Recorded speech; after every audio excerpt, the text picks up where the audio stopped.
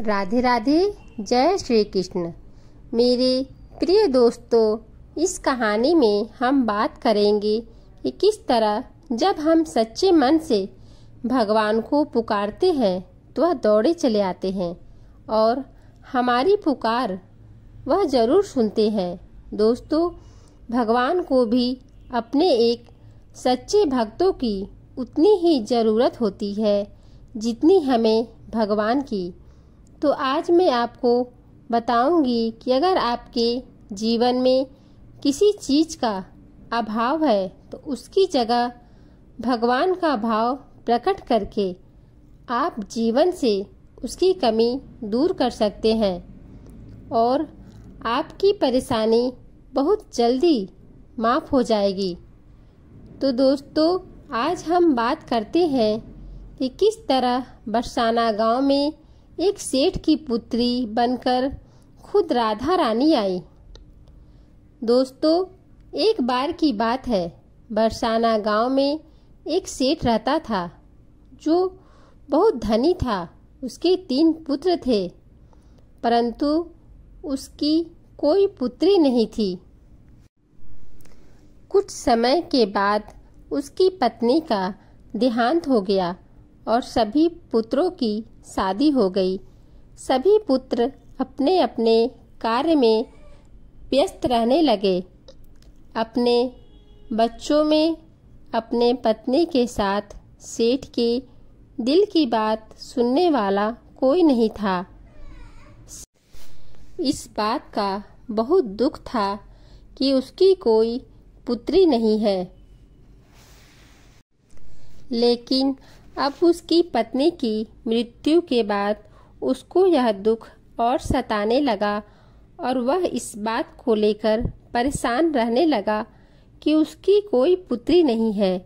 एक दिन एक महान पंडित उसके घर पर आए और उसे दुखी देखकर उसने पूछा कि तुम्हें किस बात की परेशानी है, तुम क्यों दुखी हो।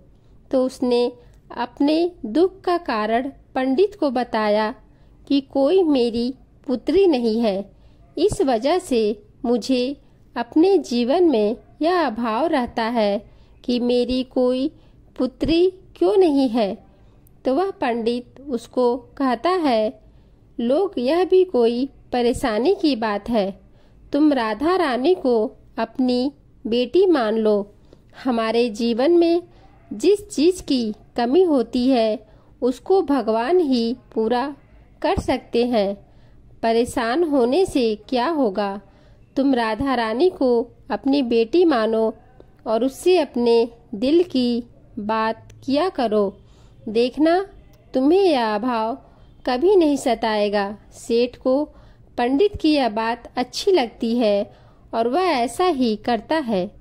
राधा रानी की मूर्ति लेकर आता है और प्रतिदिन भोजन करने से पहले राधा रानी को भोग लगाता है और फिर स्वयं भोजन करता है और सोने से पहले राधा रानी के साथ खूब बातचीत करता है। ऐसे ही करते करते वह दिल से राधा रानी को अपनी बेटी मानने लगा और वह भूल गया कि उसकी कोई बेटी नहीं है।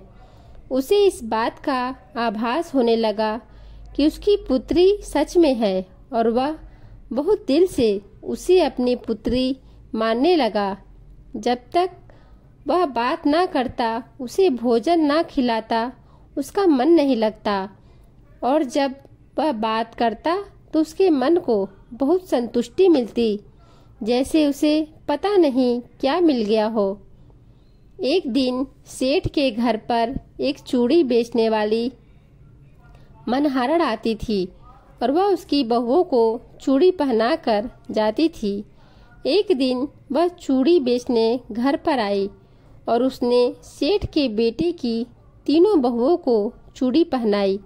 उसके साथ जब सेठ की बहुएं चूड़ी पहनकर चली गईं तो उसके सामने ही एक और कन्या आई और उसने कहा कि मुझे भी चूड़ियाँ पहना दो। चूड़ी वाली ने सोचा कि शायद सेठ के घर पर कोई मेहमान आई है, तो उसने उसको भी चूड़ी पहना दी। उसके बाद वह चूड़ी वाली सेठ से पैसे मांगने सेठ की दुकान पर पहुंची और बोली कि चूड़ी के पैसे दे दो। और उसने पहले से अधिक पैसे मांगे तो सेठ ने कहा कि तुमने चूड़ी का दाम बढ़ा दिया है क्या? तो उसने कहा, नहीं, मैंने चूड़ी का दाम तो नहीं बढ़ाया, परंतु आज मैं 4 को चूड़ी पहना कर आई हूँ। उसने कहा, मेरे घर पर तो 3 ही बहुएं हैं। तो उसने कहा, नहीं, मैंने आज 4 को चूड़ी पहनाई है। सेठ ने कहा कि तुमसे कोई गलती हुई है, मेरे घर पर तो चूड़ी पहनने के लिए मेरी सिर्फ 3 बहू है। तो उसने 3 के पैसे चूड़ी वाली को दे दिए और चूड़ी वाली भी बिना कुछ कहे पैसे लेकर अपने घर चली गई। रात को सेठ घर आया और हमेशा की तरह राधा रानी को भोग लगाकर खूब सारी बातें कर सो गया। उस दिन रात को सेठ के सपने में राधा रानी आई और कहने लगी, बाबा, तुमने चूड़ी वाले को मेरी चूड़ी के पैसे क्यों नहीं दिए? जब तुम मुझे अपनी बेटी मानते हो तो उसने मेरी चूड़ी के पैसे क्यों नहीं दिए? और ऐसा कहकर एक लाडली बेटी की तरह रोने लगी। यह सब देखकर सेठ की आँख खुल गई और वह भी रोने लगा। जब सुबह हुई तो वह चूड़ी वाले के घर गया और बहुत सारी स्वर्ण मुद्राएं उसके पैरों में रख दी और उसने बताया कि तुम कल सच बोल रही थी, तुमने कल 4 को ही चूड़ी पहनाई थी। मैंने राधा रानी को अपनी बेटी माना है। तुम बहुत भाग्यशाली हो जिसको राधा रानी के दर्शन हुए हैं।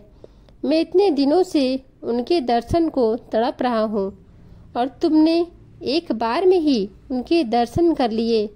यह बोलकर रोने लगा और बोला कि तुम्हें चूड़ी का जो भी दाम चाहिए मुझसे मांग लो।